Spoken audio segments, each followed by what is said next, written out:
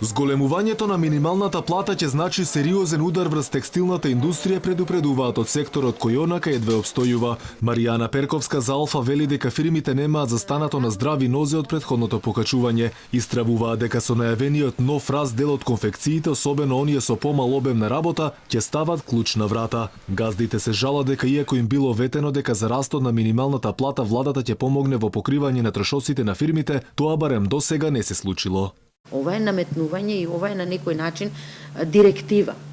Ние добиваме директива за извршување. Меѓутоа, тоа ќе резултира со уште еден чекор до поголема уравноловка. Ние пазарите ги губиме.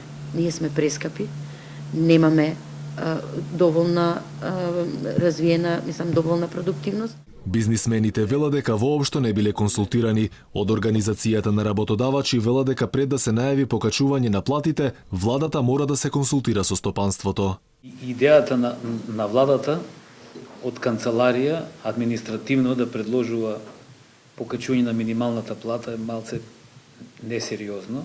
Кога станува збор за покачување на минимална плата и подигнување на животниот стандард, не значи дека треба само низ минималната плата или низ платата да се подигнува животниот стандард.